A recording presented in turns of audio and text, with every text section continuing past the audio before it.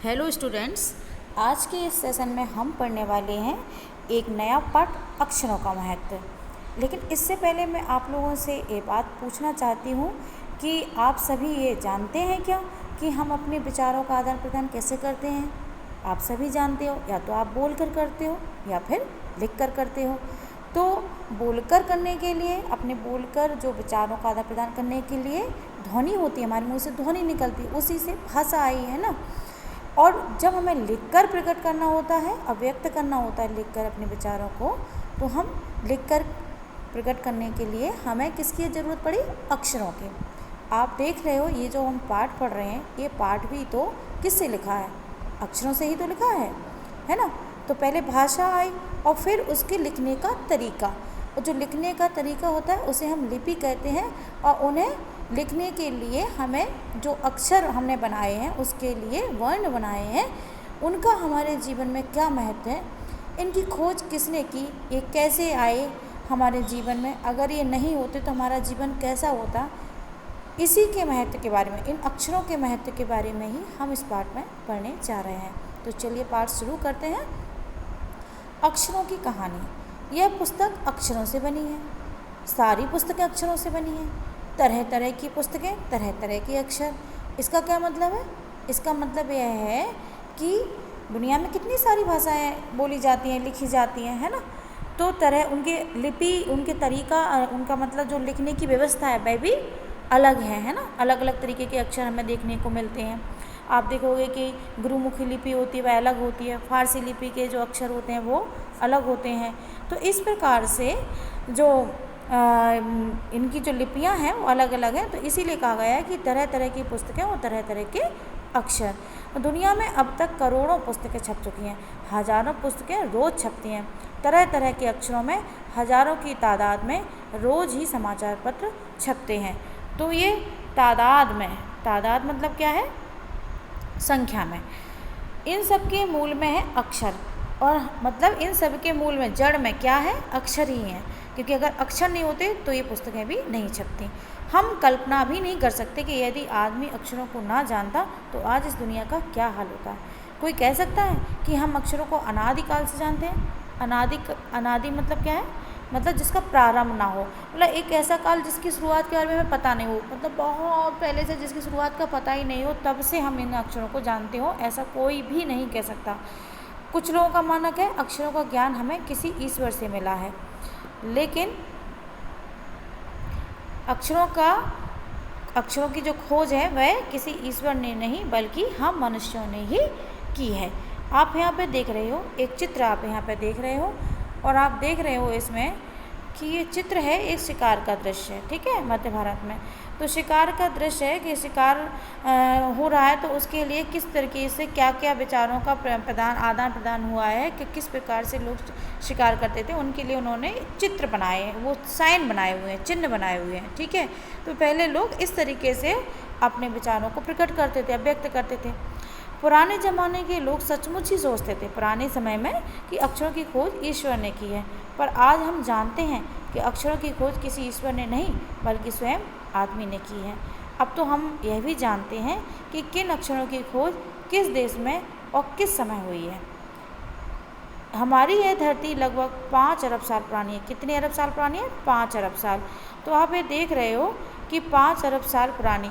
तो अगर हम ये बताएं कि साल कितने हैं? 5 अरब साल। तो ये इसकी विशेषता बता रहे हैं साल की, कि कितने साल हैं?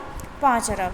तो ये संख्या बता रहे हैं, है ना, साल की कितनी संख्या है, तो 5 अरब संख्या बता रहे हैं। तो इस प्रकार से ये संख्यावाचक विशेषण कहलाते हैं। कौन से विशेषण कहलाते हैं? संख्यावाचक विशेषण। क्या होते हैं? जो संज्ञा की विशेषता बतलाते हैं, संज्ञा या सर्वनाम की। तो अगर संख्या संबंधी विशेषता बतला रहे हैं तो संख्यावाचक होते हैं, गुण संबंधी विशेषता बतलाते हैं तो गुणवाचक होते हैं। अगर इसमें जहाँ भी आएगा इस तरीके के मैं आपको बताती जाऊँगी, ठीक है। फिर 2-3 अरब साल तक तो इस धरती पर किसी प्रकार के जीव जंतु नहीं थे, है ना, केवल धरती थी। फिर करोड़ों साल तक केवल जानवरों और वनस्पतियों का, वनस्पति मतलब ये घास फूस जो होते पेड़ पौधे का ही धरती पर राज्य रहा। आदमी ने इस धरती पर कोई 5 लाख साल पहले जन्म लिया है, मतलब आदमी इस पर, मनुष्य जो प्रजाति जो है वह लगभग 5 लाख साल पहले ही आई है। तो तो धीरे धीरे उसका विकास हुआ, धीरे धीरे विकास हुआ। तो यहाँ पर धीरे धीरे इसी प्रकार के जो शब्द पहले भी आए हैं यहाँ पे, तरह तरह के, है ना, तरह तरह की पुस्तकें, तरह तरह के अक्षर, ये क्या कहलाते हैं? ये पुनरुक्त शब्द कहलाते हैं बच्चों।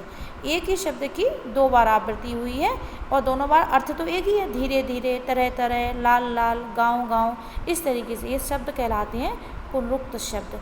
ये आते हैं पेपर में, है ना, हम पूछते हैं आप लोगों से, तब आपको ये पता होना चाहिए।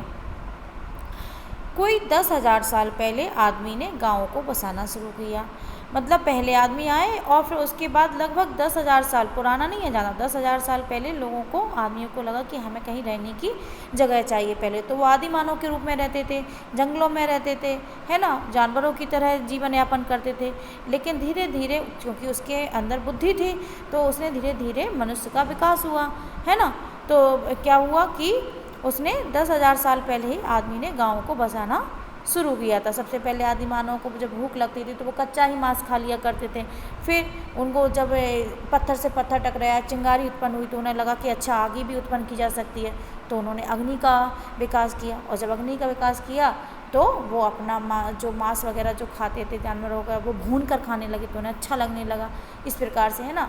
और वो उसके पहले क्या बोलते हैं कि जो उसके बाद उन्होंने जो, जैसे उन्हें शिकार विकार करना होता था तो उन्हें औजारों की आवश्यकता पड़ती थी, तो उन्होंने पत्थरों के औजार बनाना शुरू कर दिया। फिर बाद में लकड़ी वगैरह, लोहे वगैरह, इसके प्रकार से वो मतलब धीरे धीरे करके विकसित होता गया मनुष्य, ठीक है। तो उसने लगभग 10,000 साल पहले गांव बसाए। वह खेती करने लगा। फिर उसे खाने पीने के लिए उसने सोचा कि खाना मतलब फसल भी पैदा की जा सकती, तो खेती करने लगा। वह पत्थरों के औजारों का इस्तेमाल करता था। फिर उसने तावे और कासे, ये धातुओं के औजार बनाए। प्रागैतिहासिक मतलब क्या है? प्रागैतिहासिक मतलब होता है कि जो इतिहास से पहले का समय है, मतलब जब इतिहास नहीं लिखा जाता था उससे पहले का समय, प्राक प्लस इतिहास, और इसमें इक प्रत्यय है तो, और प्राक इसमें उपसर्ग है, तो प्राक, इतिहास और इक, है ना। तो इतिहास मूल शब्द है और प्राक उपसर्ग है और इक प्रत्यय है, इक जो बाद में जोड़ा गया है, तो बना प्रागैतिहासिक। तो प्रागैतिहासिक मतलब क्या है? जो इतिहास से पहले का समय, यानी कि जब इतिहास नहीं लिखा गया था, क्योंकि उस समय लोग पढ़ना लिखना नहीं जानते थे, ना ही उनके पास कोई ऐसी भाषा थी, ना उनके पास अक्षर थे। तो इस प्रकार से इतिहास से पहले के समय की बात हो रही है कि मानव ने सबसे पहले चित्रों के जरिए अपने भाव व्यक्त किए। क्या करते थे? वो ऐसे चित्र बनाते थे, जैसे शिकार का दृश्य में आप देख रहे हो। फिर जैसे पशुओं, पक्षियों, आदमियों आदि के जो चित्र बना देते थे और उनके माध्यम से वो अपने भाव को व्यक्त करते थे। फिर इन चित्र संकेतों से बाद में भाव संकेत अस्तित्व में आए। मतलब क्या? चित्र संकेत और भाव संकेत में अंतर है। चित्र संकेत में मतलब क्या है कि जैसे हमने किसी पक्षी का चित्र बना दिया, किसी का बना दिया, तो उसी का अर्थ देगा वो, है ना। लेकिन भाव संकेत में क्या है कि जैसे कोई चीज़ है वह मतलब अगर जैसे इसमें आगे दिया गया है कि उससे हम क्या भाव लेंगे, जैसे आगे हम बता रहे हैं इसमें, तभी आपको समझ में आएगा कि जैसे क्या हुआ कि एक छोटे वृत्त मतलब क्या? गोला, है ना, सर्किल बना दिया, और उसके चहु, वृत्त मतलब आप जानते हो सर्किल बनाते हैं, उसके चहु मतलब चारों, और किरणों की द्योतक मतलब है उसका प्रतीक, उसके प्रकट करने वाला, ठीक है, चिन्हित करने वाला, द्योतक, है ना, दा है और या मिला हुआ है। तो क्या करते थे कि जैसे एक सर्किल बना दिया, उसके चारों ओर किरणें खींच दी, है ना, तो वो किसका चित्र बन गया? सूर्य का चित्र बन गया। तो ये तो चित्र संकेत हो गया, ठीक है, कि सूर्य के बारे में अगर हम बात करें। लेकिन अगर सूर्य क्या करता है हमें? सूर्य हमें गर्मी देता है, सूर्य हमें ताप देता है ना। तो बाद में यही चित्र क्या होगा? ताप या धूप भी लगती है हमें सूर्य से, धूप का द्योतक बन गया। यानी कि अगर हम सूर्य का चित्र बना देंगे तो उससे उन्हें वो ये भी बता सकते हैं कि हमें धूप लग रही है, या हमें ताप लग रहा है, या हमें गर्मी महसूस हो रही है। तो ये सूर्य के भाव हैं, है ना।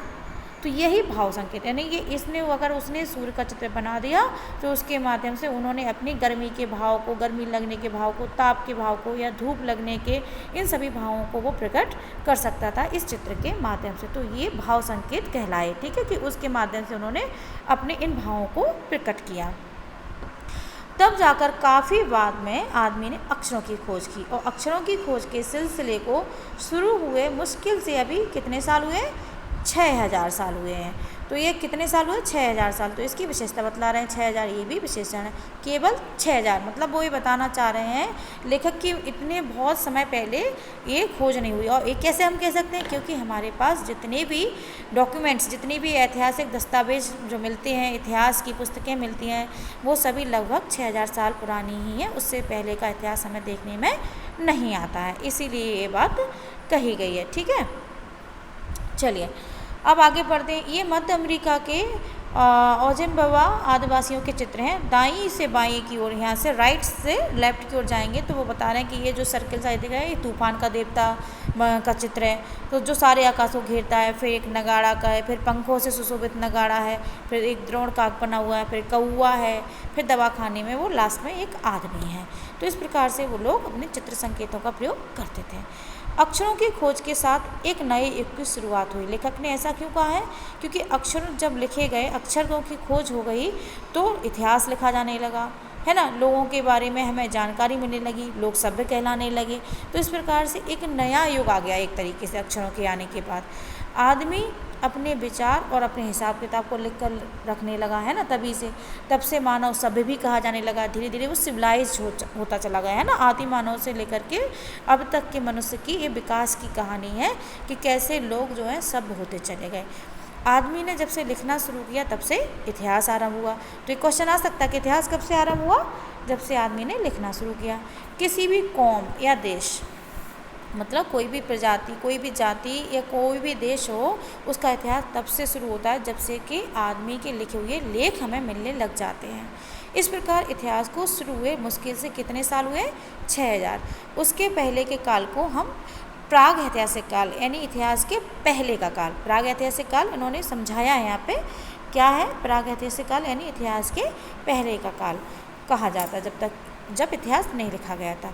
अतः हम देखते हैं कि यदि आदमी अक्षरों की खोज नहीं करता तो आज हम इतिहास को नहीं जान पाते। जो इतिहास हम पढ़ते हैं वो हमारे पास नहीं होता, और हम यह ना जान पाते कि पिछले कुछ हजार सालों में आदमी किस प्रकार रहता था, क्या क्या सोचता था, कौन कौन राजा हुए, क्योंकि इन सब की जानकारी हमें इतिहास से ही प्राप्त होती है। अक्षरों की खोज मनुष्य की सबसे बड़ी खोज है। अक्षरों की खोज करने के बाद ही मनुष्य अपने विचारों को लिखकर रखने लगा। इस प्रकार एक पीढ़ी के ज्ञान का इस्तेमाल दूसरी पीढ़ी करने लगी। पीढ़ी होती है ना, कि जैसे कि हमारे जो पूर्वज होते हैं, मान लो हमारे दादा के समय के लोग हैं तो वो एक पीढ़ी हो गई। उसके बाद हमारे पिताजी हैं, उनके पुत्र, तो उनकी एक पीढ़ी हो गई। उसके बाद आप उनके पुत्र हैं, अब आपकी एक नई पीढ़ी हो गई, है ना। तो इस प्रकार से एक पीढ़ी से, दादाजी के समय से लेकिन अभी तक के ज्ञान को आप कैसे महसूस कर, मतलब कैसे पढ़ते हैं, कैसे आपको पता चलता है? तो उनके समय के ही बातों का जानकारी हमें कैसे मिलती है? पुस्तकों के माध्यम से ही मिलती है ना, कि उस समय का समाज कैसा था, उस समय के लोग कैसे जीवन यापन करते थे, कैसा पहनावा था, कैसा खाना पीना था, क्या उसके समय से लेकर अब तक के जीवन में बदलाव आया है। ये सब हमें लिखी हुई बातों के आधार पर ही पता चलता है। तो अक्षरों की खोज करने के बाद पिछले 6000 सालों में मानव जाति का तेजी से विकास हुआ है। यह महत्व है अक्षरों का और उनसे बनी हुई लिपियों का। लिपि हमने आपको पहले ही बता दिया था कि लिपि क्या होती है। ये लिखने की व्यवस्था, भाषा की लिखने की व्यवस्था। जैसे ये जो लिखी हुई है, जैसे हम हिंदी भाषा में पढ़ रहे हैं ये पाठ, तो इसकी जो लिपि है, ये जो अक्षर जो जिस तरीके से बनाए गए हैं, इसमें लिखे गए हैं, ये ही लिपि कहलाती है ना। तो वर्णों की लिखित व्यवस्था। ये वर्ण मतलब क्या होते हैं? ये जो अल्फ़ाबेट आप इंग्लिश में कहते हो उन्हें अल्फ़ाबेट, ABCD, और हिंदी में ये आ से शुरू होते हैं। आ बड़ी, छोटी, बड़ी, इस तरीके से स्वर और व्यंजन, है ना। का, खा, गा से लेकर छत्रज्ञा तक ये व्यंजन होते हैं। तो इनके लिखने का एक जो तरीका है, इन्हें हम लिपि कहते हैं ना। तो वर्णों की लिखित व्यवस्था को हम क्या कहते हैं? लिपि कहते हैं, ठीक है। और इन लिपियों के नाम दिए गए, अलग अलग भाषाओं की अलग अलग लिपियां हैं और उनके अलग अलग नाम हैं। जैसे हिंदी की लिपि का नाम है देवनागरी। ये मैं आपसे पूछूंगी तो आपको पता होना चाहिए। तो देवनागरी लिपि में हिंदी लिखी जाती है। अंग्रेजी किस में लिखी जाती है? रोमन लिपि में लिखी जाती है। और ऐसे ही हमने अभी उसके पहले बताया था उर्दू फारसी में, है ना, पंजाबी गुरुमुखी में, ऐसे बहुत सारी लिपियां होती हैं। संस्कृत भी देवनागरी लिपि में लिखी जाती है, ठीक है। तो ये लिपियां होती हैं। अतः हम सबको अक्षरों की कहानी मालूम होनी चाहिए।